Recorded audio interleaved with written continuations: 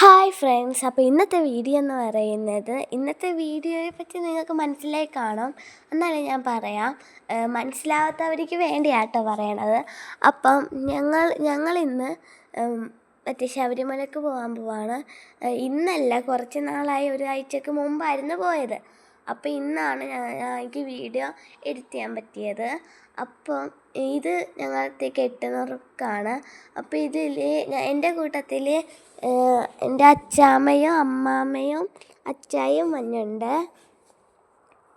പിന്നെ ഗൈസ്, എനിക്ക് മറ്റേ 18 പടി കയറിയതും അതിൻ്റെ കുറച്ച് ഇതൊക്കെ എനിക്ക് എടുക്കാൻ പറ്റിയില്ല.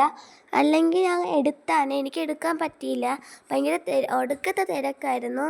ഞാനാണെങ്കിൽ ശ്വാസം മുട്ടിപ്പോയി ഗൈസ്. അങ്ങനെ എനിക്ക് ശ്വാസം മുട്ടലുള്ളതാണ്, അതുകൊണ്ട് ഞാൻ ശ്വാസം മുട്ടിപ്പോയി. അപ്പം വീഡിയോ ഒക്കെ കുറച്ചൊക്കെ ഉണ്ട്, പക്ഷേ കുറച്ച് വീഡിയോ ഒക്കെ ഷെയ്ക്ക് ആവണുണ്ട്. തിരക്കായതുകൊണ്ട് ഭയങ്കര ഷെയ്ക്ക് ആവണുണ്ട്.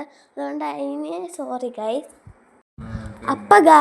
അപ്പം ഇത് എൻ്റെ കെട്ടുന്നവർക്കാണ്. ഇതെൻ്റെ കഞ്ഞിക്കെട്ടല്ല, പക്ഷെ ഞാൻ രണ്ടാമത്തെ ടൈമാണ് പോകണത്. ഫസ്റ്റ് ടൈം പോയപ്പോൾ എൻ്റെ ഫ്രണ്ട്സും പിന്നെ അച്ഛയുടെ ഫ്രണ്ട്സൊക്കെ ആയിട്ടാണ് പോയത്. ഇത്തവണ ഞങ്ങൾ മാത്രമേ ഉള്ളൂ ഗൈസ്. അപ്പോൾ കുറേ വീഡിയോസൊന്നും എടുക്കാൻ പറ്റിയില്ല.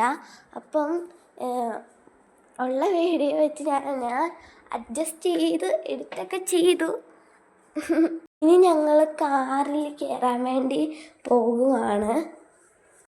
അപ്പം ഇനി ഏറ്റുമാനൂർ അമ്പലത്തിൽ വെച്ച് കാണാം.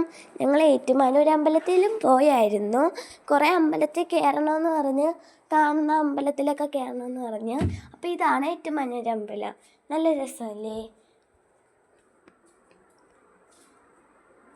അപ്പം ഗൈസ്, നമുക്കിനിയാണ് ഈ അമ്പലം കഴിഞ്ഞാൽ നമ്മൾ എവിടെയായിരുന്നു, ഫസ്റ്റ് ഞങ്ങൾ ഏറ്റുമാനൂർ കയറി. പിന്നെ ഞങ്ങൾ എരുമേലി കയറി. അവിടെ നിന്ന് തൊഴുതിട്ട് ഞങ്ങൾ പമ്പയിലെത്തി. പമ്പയിൽ വെച്ചാണ് ഗൈസ് ഒടുക്കത്തെ ക്യൂ. അപ്പോൾ ഇതാണ് ആ പള്ളി, കണ്ടോ? അപ്പോൾ ഞാൻ ബോറടിച്ചിട്ട് ഓടിയൊക്കെ ഞാൻ കളിക്കുവാണ്. എനിക്ക് ബോറടിച്ചിട്ട് വയ്യായിരുന്നു. പിന്നെ എൻ്റെ കഞ്ഞിക്കെട്ടല്ല, എൻ്റെ അമ്മാമ്മയുടെ കഞ്ഞിക്കെട്ടായതുകൊണ്ട് പേട്ട തുള്ളണമായിരുന്നു. അതുകൊണ്ട് പേട്ട തുള്ളി. അപ്പം പമ്പയിലെത്താൻ പോവാണ്. ഇത് ഫോട്ടോഷൂട്ടാണ്. അപ്പം പമ്പയിലെത്തി വീഡിയോ കഴിഞ്ഞു.